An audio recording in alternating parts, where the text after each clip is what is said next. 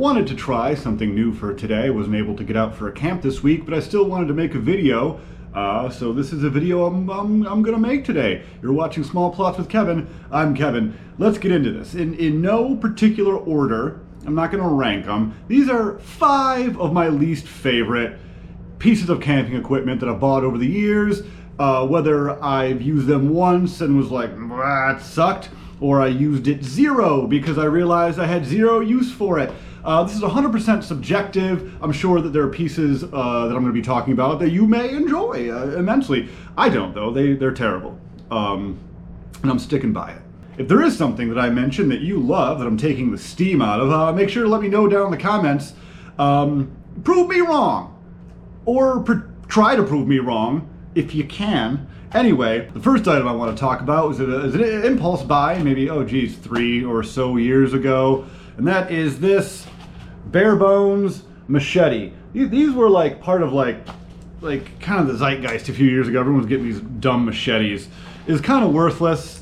I think I used it once. You can kind of tell by the markings on it. Used it once to hack a branch. And it was just like not that great of an experience.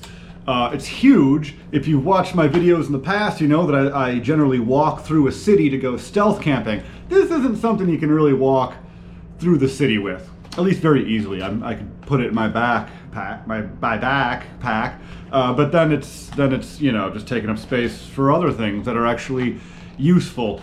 I guess like if you were being attacked in the woods, this machete would be really great for you. But overall, it's kind of just like form over function. It's like, oh, cool, a machete, but it's just like, nobody really needs this. Unless you're like surviving in the forest and there's like one tool, and this machete would be that one tool, you'd be very thankful to have this, I'm sure.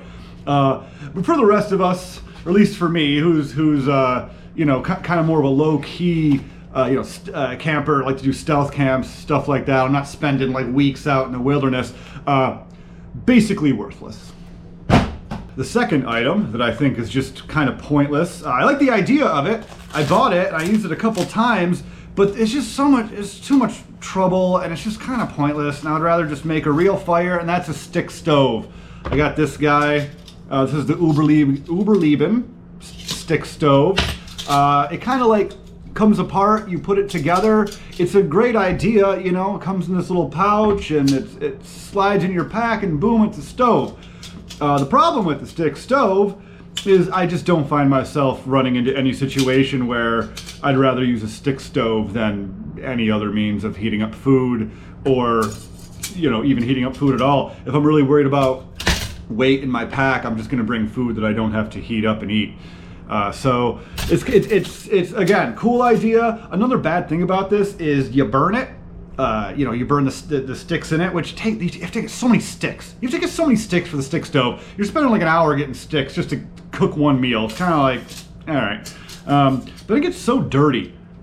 This has been cleaned, I believe. I haven't used it in a minute, but the first time I ever used it, just covered in soot, and it was impossible to touch it without getting soot all over your hands and face and girlfriend. It's just like not that great of a thing to have. Seems great, and maybe if you're like an avid hiker and you just want to be as rustic as possible and you're gonna be spending again days in the woods just like the machete, maybe this is for you. But for me, I don't know. I haven't used this thing in forever, so and I don't really see myself using it anytime soon. A lot of these things were things that I bought because I bought them a few years ago, and I didn't know. It was like, oh, these are things that people buy when they're camping, so I should buy that too. It was just a few years ago, getting back into camping and stuff. And one of those things, and there's a caveat to this one, but one thing that I see a lot of people buying that they really don't need to is just a solo LifeStraw. Now, the caveat being, if you get a LifeStraw like this Membrane Solutions one, which is a great company, shout out to Membrane Solutions, you can like get little pouches and actually like filter the water realistically, like from a water bottle into a pouch, or however you want to do it. There's a couple different filtering options, but this thing just by itself, I mean, again, if you're back in the woods, slap it on your pack. It's pretty lightweight for like an emergency, but that's all it's good for. You shouldn't be going camping with just a LifeStraw as your way to get water. What are you going to get down on your hands and knees and sip the broth of the lake every time you're thirsty? That doesn't make sense. We're going to find forest puddles and just like, nobody's doing that. So solo LifeStraw, pretty freaking pointless, unless you take the solo part away, and then it's a combination of other things with the LifeStraw. But solo, this next item, I feel a little bad about, but I gotta be honest. I gotta be honest here. I feel bad about it because this company sent this to me for free a few months ago, and I used it a few times and just never talked about it in a video out of respect. And that's, I'm not even going to show you the brand. I'm sure they're all equally terrible. Heated battery, well, you can just see the brand, whatever. It's Aurora. Yeah, I don't know how I expected to show this without the branding. The branding is on all sides.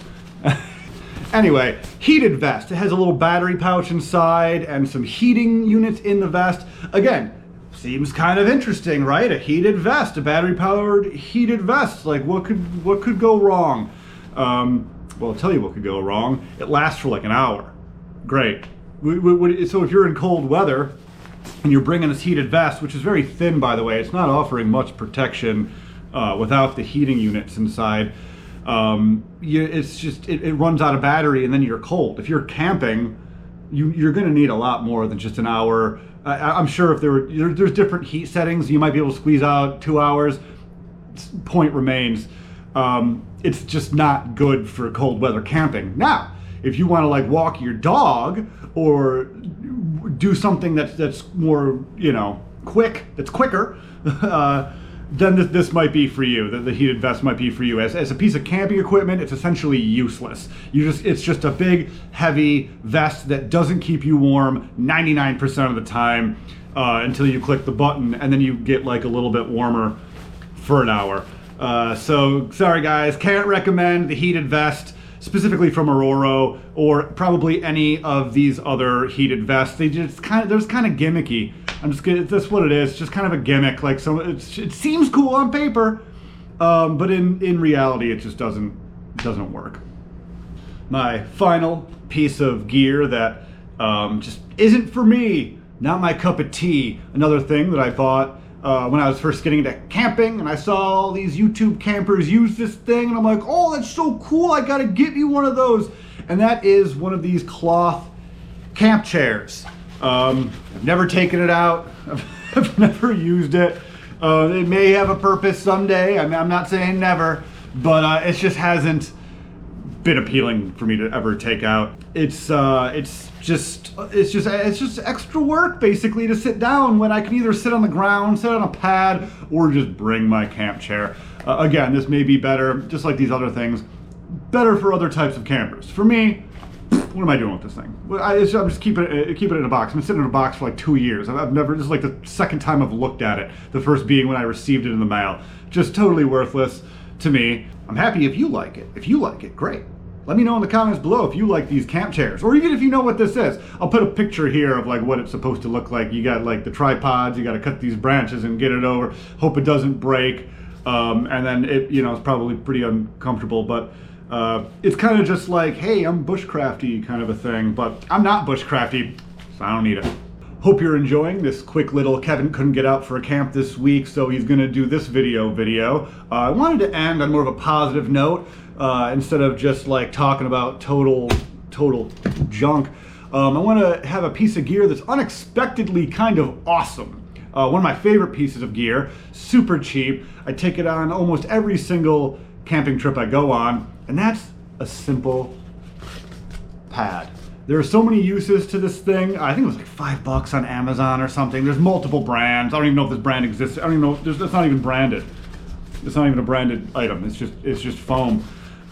It's great if you, again, you don't want to bring your camp chair or a big chair. Boom, sit on a rock, sit on a log, sit on the ground. It protects you.